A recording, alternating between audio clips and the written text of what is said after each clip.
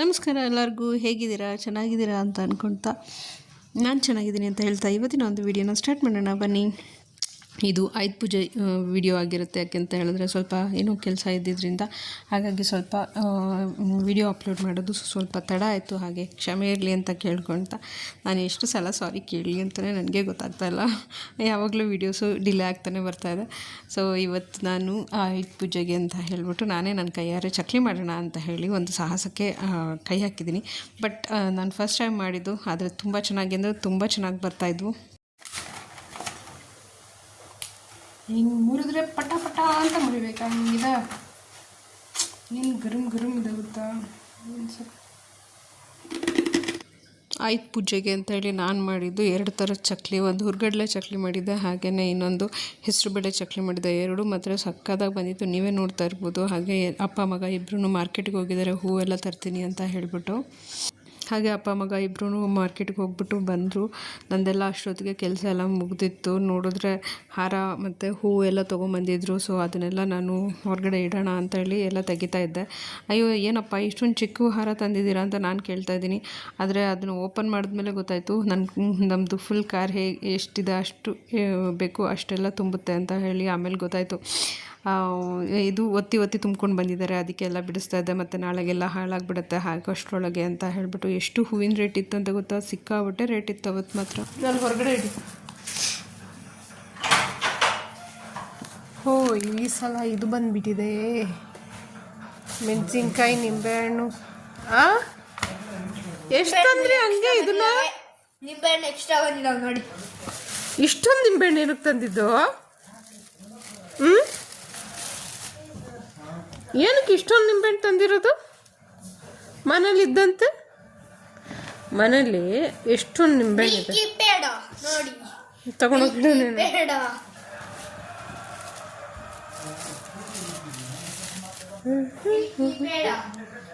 Hello, ನಮಸ್ಕಾರ ಎಲ್ಲರಿಗೂ. ಹೇಗಿದ್ದೀರಾ? ಚೆನ್ನಾಗಿದ್ದೀರಾ ಅಂತ ಅಂದ್ಕೊಳ್ತೇನೆ. ನಾನು ಚೆನ್ನಾಗಿದ್ದೀನಿ ಅಂತ ಹೇಳ್ತಾ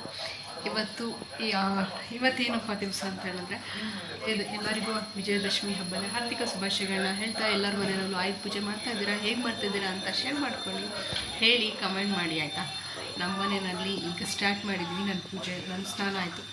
ಈಗ ಬೆಳಿಗ್ಗೆ ಅಡುಗೆ ನಾನು ಮುಗಿಸಿದ್ದೀನಿ. ಸ್ವಲ್ಪ ಟಿ ವಿ ಸೌಂಡ್ ಸ್ವಲ್ಪ ಜಾಸ್ತಿ ಕಮ್ಮಿ ಮಾಡಿಬಿಟ್ಟು ಕೆಳಗಡೆ ಎಲ್ಲರೂ ನಮ್ಮ ವೆಹಿಕಲ್ಸ್ ಏನೇನಿದೆ ಅದನ್ನೆಲ್ಲ ಕ್ಲೀನ್ ಮಾಡ್ತಾಯಿದ್ದಾರೆ. ಹಾಗೆಯೇ ನಾನಿಲ್ಲಿ ಒಳಗಡೆ ಅಡುಗೆ ಮಾಡ್ತಾಯಿದ್ದೀನಿ. ಅಡುಗೆ ಮುಗಿಸ್ಕೊಂಡು ನಾನಿನ್ನು ಪೂಜೆ ಮಾಡೋದಕ್ಕೆ ಕೆಳಗಡೆ ಹೋಗಬೇಕು. ನಿಮ್ಮ ಮನೆಯಲ್ಲೆಲ್ಲ ಹೇಗೆ ಆಯುಧ ಪೂಜೆ ಮಾಡಿದ್ರಿ ಅಂತ ಹೇಳಿ ಆಯಿತಾ. ಅವನಲ್ಲಿ ನಮ್ಮ ಮನೆಯವರು ಮತ್ತು ನನ್ನ ಮಗ ಸೇರಿಕೊಂಡು ಇಬ್ಬರೂ ಕೆಳಗಡೆ ಹೋಗ್ಬಿಟ್ಟು ಎಲ್ಲ ಕ್ಲೀನ್ ಮಾಡ್ತಾಯಿದ್ದಾರೆ. ನಿನ್ನೆ ಎಲ್ಲ ವಾಶ್ ಮಾಡಿಸಿ ತೊಗೊಂಬಂದಿದ್ರು. ಮತ್ತು ಇವಾಗ ಪೂಜೆ ಮಾಡಬೇಕಾದ್ರೆ ಒಂದು ರೌಂಡ್ ಎಲ್ಲ ಸ್ವಲ್ಪ ನೀರು ಹಾಕಿಬಿಟ್ಟು ಪೂಜೆ ಮಾಡಬೇಕು ಅಂತ ಅಂದ್ಕೊಂಡು ಎಲ್ಲ ಹೋಗಿ ಕೆಳಗಡೆ ಎಲ್ಲ ಮಾಡ್ತಾಯಿದ್ದಾರೆ. ತೋರಿಸ್ತೀನಿ ಬನ್ನಿ.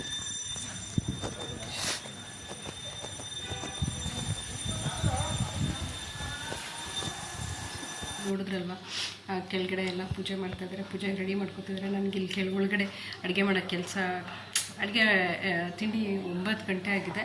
9:30 ಅಷ್ಟರೊಳಗೆ ಎಲ್ಲ ಪೂಜೆ ಮುಗಿಸ್ಬೇಕು ಅಂತ ಅಂದ್ಕೊಂಡಿದ್ದೀನಿ. ಅದಕ್ಕೆ ನಾನಿಲ್ಲಿ ಒಳಗಡೆ ತಿಂಡಿ ಮಾಡ್ತಾಯಿದ್ದೀನಿ. ಹೊರಗಡೆ ನಮ್ಮ ಮನೆಯವರು ಪೂಜೆ ಮುಗಿಸ್ತಾ ಇದ್ದಾರೆ. ಅಷ್ಟೇ, ಎಲ್ಲ ಮುಗೀತು. ಸೊ ಇವಾಗ ಒಳಗಡೆನೂ ಪೂಜೆ ಆಗಿಲ್ಲ. ಈಗ ಒಳಗಡೆನೂ ಪೂಜೆ ಮಾಡ್ಕೊಂಬಿಟ್ರು, ಆಮೇಲೆ ಕೆಳಗಡೆನೂ ಪೂಜೆ ಮಾಡಿಬಿಟ್ಟು ಮುಗಿಸಿದ್ರೆ ಮುಗೀತು.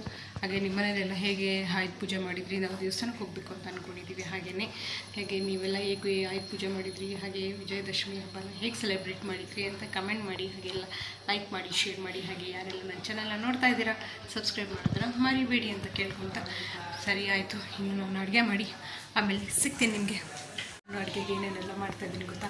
ಫುಲ್ ಮೆಸ್ಸಿ ಆಗಿದೆ ಅಡುಗೆ ಮನೆ ಅಂತ ನೋಡೋಂಗೆ ಇಲ್ಲ. ಬೆಳಗ್ಗೆ ಟೈಮಲ್ಲಿ ಇದೇ ಥರ ಇರೋದು. ಯಾಕಂತೇಳಿದ್ರೆ ಕೆಳಗಡೆನೂ ಪೂಜೆ ಮಾಡೋದಕ್ಕವರೆಗೂ ಕೂಡ ಹೆಲ್ಪ್ ಮಾಡಬೇಕು, ಮತ್ತು ಬಂದು ನಂದು ರೆಡಿ ಆಗಬೇಕು, ಮನೆ ಕ್ಲೀನ್ ಆಗಬೇಕು. ಎಲ್ಲ ಒಬ್ಬರೇ ಮಾಡೋದ್ರಿಂದ ಸ್ವಲ್ಪ ಹೆವಿ ಅನ್ನಿಸ್ತು. ಹಾಗಾಗಿ ಬೆಳಗ್ಗೆ ಅಂತೂ ಅಡುಗೆ ಮನೆ ಅಂತೂ ನೋಡೋಂಗಿಲ್ಲ.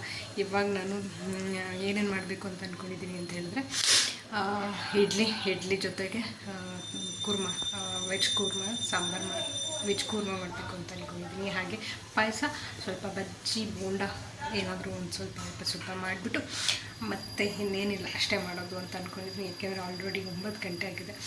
ಇನ್ನು ಅರ್ಧ ಗಂಟೆಲೆಲ್ಲ ಮುಗಿಬೇಕು. ಮಾಡಿಬಿಟ್ಟು ನಿಮಗೆ ಸಿಗ್ತೀನಿ. ಓಕೆನಾ? ಮನೇಲೆಲ್ಲ ಏನು ಹಬ್ಬಕ್ಕೆ ಅಂತ ತಿಳಿಸಿ, ಸರಿನಾ? ಸರಿ, ಇನ್ನು ಹಿಂಗಿದೆ ಅಂತ ಅಡುಗೆ ಮನೆ ತೋರಿಸಲ್ಲ, ನಿಜವಾಗ್ಲೂ ತೋರಿಸಲ್ಲ. ಬಟ್ ಇಲ್ಲಿ ನಮ್ಮ ಮನೆಯವರೆಲ್ಲ ರೆಡಿ ಮಾಡ್ಕೊಂಡಿದ್ದಾರೆ, ಇದರ ಚಿಕ್ಕದಕ್ಕೇ ಎಷ್ಟು ರೂಪಾಯಿ? 100 ರೂಪಾಯಿ ಅಂತಪ್ಪ. ಇದಕ್ಕೆ ಫುಲ್ಲೆಲ್ಲ ಕಾಯಿನೆಲ್ಲ ಹಾಕ್ಬಿಟ್ಟು ಇದಕ್ಕೆ 100 ರೂಪಾಯಿ ಅಂತ.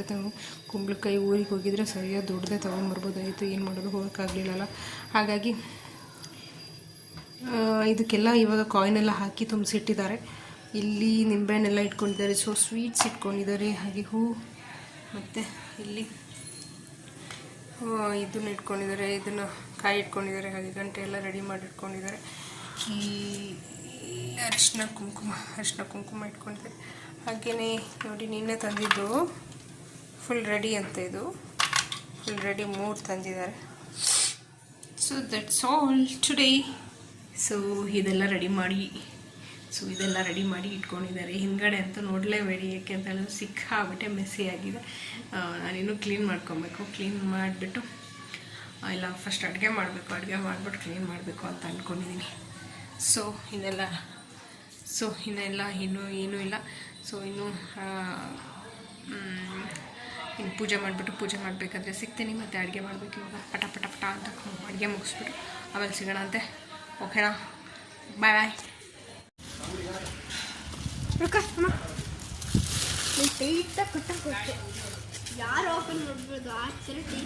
ಎಲ್ಲಿ ಕಟ್ಕೊಂತೀಯ? ಇಲ್ಲಿ ಕಟ್ಟು, ಇಲ್ಲಿ ಕಟ್ಟಬೇಕು. ಇಲ್ಲಿ ಕಟ್ಟು.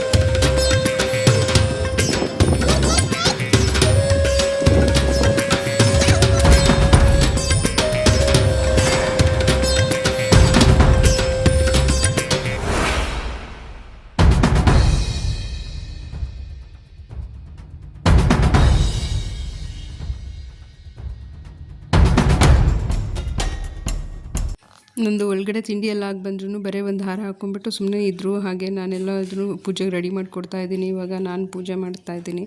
ಎಲ್ಲ ರೆಡಿ ಮಾಡಿಕೊಟ್ಟು ಅವ್ರಿಗೆ ಪೂಜೆ ಮಾಡೋದಕ್ಕೆ ಅಂತ ಬಿಟ್ಟಿದ್ದೀನಿ. ನಮ್ಮ ಮನೆಯವ್ರು ಪೂಜೆ ಮಾಡೋಕ್ಕೆ ಸಾಹಸ ಮಾಡ್ತಾಯಿದ್ದಾರೆ. ಒಳಗಡೆ ಇನ್ನೂ ತಿಂಡಿ ಆಗಿಲ್ಲ ಮಗನೇ. ಪೂಜೆ ಎಲ್ಲ ಮುಗಿಬೇಕಾದ್ರೆ ನಮ್ಮದು ಸುಮಾರು ಒಂದು 11 ಗಂಟೆ ಆಯಿತು. ತಿಂಡಿ ಆಗಿರಲಿಲ್ಲ, ಸಿಕ್ಕಾಬಟ್ಟೆ ಹೊಟ್ಟೆ ಹಸಿತಾಯಿತ್ತು. ಹಾಗೆಯೇ ನನಗೆ ಇವಾಗ ಎಲ್ಲ ಮುಗಿಸ್ಕೊಂಡು, ಈಗ ಪೂಜೆ ಮುಗಿಸ್ಕೊಂಡು ತಿಂಡಿ ಮುಗಿಸ್ಕೊಂಡು ಪಟ್ಟ ಅಂತ ಹೇಳಿ ನಮ್ಮ ಮನೆಯವ್ರ ಮನೆಗೆ ಹೋಗ್ಬೇಕು ಇವಾಗ. ಯಾಕೆಂದರೆ ಅಲ್ಲಿ ಹಬ್ಬ ಜೋರಿರುತ್ತೆ, ದೇವರೆಲ್ಲ ಬರೋದಿರುತ್ತೆ, ಹಾಗೆ ದೇವಸ್ಥಾನಕ್ಕೆ ಹೋಗೋದಿರುತ್ತೆ, ತುಂಬ ಚೆನ್ನಾಗಿ ಇರುತ್ತೆ. ಹಾಗಾಗಿ ಅಲ್ಲಿಗೆ ಹೋಗಬೇಕು ಅಂತ ಅಂದ್ಕೊಂಡಿದ್ದೀವಿ ಇವಾಗ. ಸೊ ಫೋನ್ ಬಂದು ನಮ್ಮ ಅತ್ತೆ ಫೋನ್ ಮಾಡಿದ್ರು, ಬೇಗ ಬನ್ನಿ ಕಾಯ್ತಾ ಇದ್ದೀವಿ ಅಂತ ಹೇಳಿ. ಹಾಗಾಗಿ ಇವಾಗ ಹೋಗೋಣ ಅಂತ ಅಂದ್ಕೊಂಡಿದ್ದೀವಿ. ಬಟ್ ನಮ್ಮ ಮನೆಯವರ ಆಂಟಿ ಮನೇಲಿ ಕೂಡ ಕರೆದಿದ್ದಾರೆ. ಇವತ್ತೇ ಹಬ್ಬ ಅಂದರೆ ಪಿತೃಪಕ್ಷದಲ್ಲಿ ಮಾಡ್ದಿಲ್ದವರೆಲ್ಲ ಇವಾಗ ಎಡೆ ಇಟ್ಟು ಹಿರಿಯರಿಗೆ ಅಂತೇಳಿ ಎಡೆ ಇಟ್ಟು ಮಾಡ್ತಾರೆ. ಸೊ ಅವರವರು ಅನುಸರಿಸ್ಕೊಂಡು ಬಂದಿರೋಂಥ ಪದ್ಧತಿ ಹಾಗಿರುತ್ತೆ. ಹಾಗಾಗಿ ಅವರು ಮಾಡ್ತಾರೆ ಅಷ್ಟೇ. ಅನ್ಫಾರ್ಚುನೇಟ್ಲಿ ನಾವು ಇವಾಗ ಸಡನ್ನಾಗಿ ನಾವು ಊರಿಗೆ ಹೊರಟಿದ್ದೀವಿ. ಊರಿಗೆ ಅಂತೇಳಿದ್ರೆ ನಮ್ಮ ಮನೆಯವ್ರ ಮನೆಗೆ ಹೊರಟಿದ್ದೀವಿ. ಇವಾಗ ಏನೋ ಪೂಜೆ ಇದೆ, ಹಬ್ಬ ಇದೆ, ಹಾಗಾಗಿ ದೇವಸ್ಥಾನದಲ್ಲಿ ಪೂಜೆ ಇದೆ ಅಂತ ಹಾಗಾಗಿ ಫೋನ್ ಮಾಡಿದರು. ಇವಾಗ ಹೊರಟಿದ್ದೀವಿ. ಸೊ ಇವನು ಹೊರಟಿದ್ದಾನೆ, ನಾನು ಹೊರಟಿದ್ದೀನಿ, ಹಾಗೆ ನಮ್ಮ ಮನೆಯವ್ರು ಕೂಡ ಹೋಗ್ತಾ ಇದ್ದೀವಿ. ಆನ್ ದ ವೇ ಇದ್ದೀವಿ. ಸಡನ್ ಆಫರ್ಸ್ ಎಷ್ಟು ಬೇಗ ಹೊರಟ್ವಿ ಅಂದರೆ ಎಲ್ಲ ಗಾಡಿಗಳನ್ನ ನೋಡೋಕೆ ತುಂಬ ಚೆನ್ನಾಗಿ ಅನ್ಸುತ್ತೆ ಗೊತ್ತಲ್ವಾ. ಎಲ್ಲದು ಹಾರಗಳೆಲ್ಲ ಹಾಕ್ಕೊಂಡು ಎಲ್ಲ ಪೂಜೆ ಮಾಡಿ ಎಲ್ಲ ರೆಡಿಯಾಗಿ ಅಂಗಡಿಗಳನ್ನೆಲ್ಲ ಗೊತ್ತಾ ಕಾಣಿಸ್ತಿಲ್ಲ ಅಷ್ಟೇ. ಕ್ಯಾಮ್ರಾಗ ಅಷ್ಟು ಚೆನ್ನಾಗಿ ಕಾಣಿಸ್ತಾರೆ. ಎಲ್ಲಡಲ್ಲಿ ಯಾರೋ ಅಲ್ಲಡಲ್ಲಿ ಕಾರ್ ಹಿಂಗೆ ಜಾತ್ರೆ ಥರ ಮಾಡ್ಕೊಂಡು ಹೋಗ್ತಿದ್ದಾರೆ. ಅಲ್ಲಡಲ್ಲಿ ಆಟೋ ಅಂತ ಇದು ಯಾಕೆ ಹಿಂಗೆ ಕಾಣಿಸಲ್ಲ ಅಂತ ಸೊ ಸಡನ್ ಆಫರ್ಸ್ ಇವಾಗ ಹೊರಟು ಹೋಗ್ತಾ ಇದ್ದೀವಿ. ಸ್ವಲ್ಪ ಏನೋ ಟ್ಯಾಬ್ಲೆಟ್ಸ್ ಬೇಕು ಅಂತ ಹೇಳಿದ್ರು, ಹಾಗಾಗಿ ಟ್ಯಾಬ್ಲೆಟ್ಸ್ ತಗೋತಾ ಇದ್ದೀವಿ. ಸೊ ಐಬ್ರೋಸ್ ಆಗಿಲ್ಲ, ಐಬ್ರೋಸ್ ಮಾಡಿಸ್ಬೇಕು.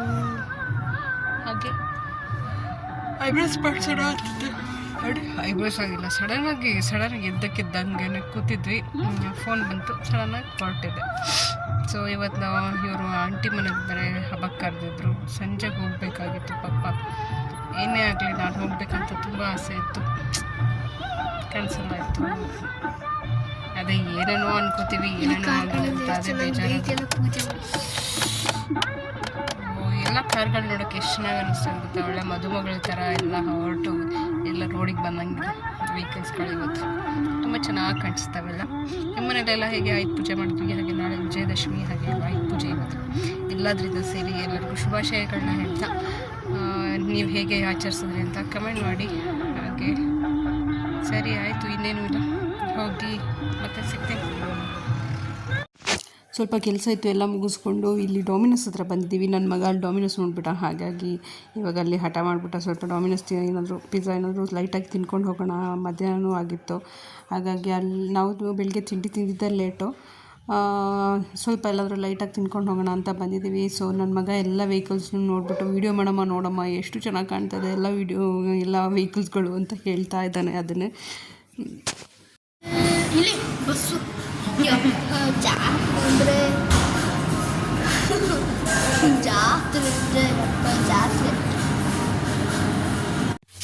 ಹಾಗೆ ನೋಡ್ತಾ ಏನಾದರೂ ಆರ್ಡ್ರ್ ಮಾಡೋಣ ಅಂಥೇಳಿ ಅಪ್ಪ ಮಗ ಇಬ್ಬರು ಆರ್ಡ್ರ್ ಮಾಡ್ತಾಯಿದ್ದಾರೆ. ನಾನು ಜಸ್ಟ್ ಹಾಗೆ ವೀಡಿಯೋ ಮಾಡ್ಕೊತಾ ಇದ್ದೀನಿ. ಲಾಸ್ಟಿಗೆ ನಾನೇ ಆರ್ಡ್ರ್ ಮಾಡಿದ್ದು, ಏನೇನು ತೊಗೊಂಡ್ವಿ ಅಂತ ತೋರಿಸ್ತೀನಿ ಬನ್ನಿ.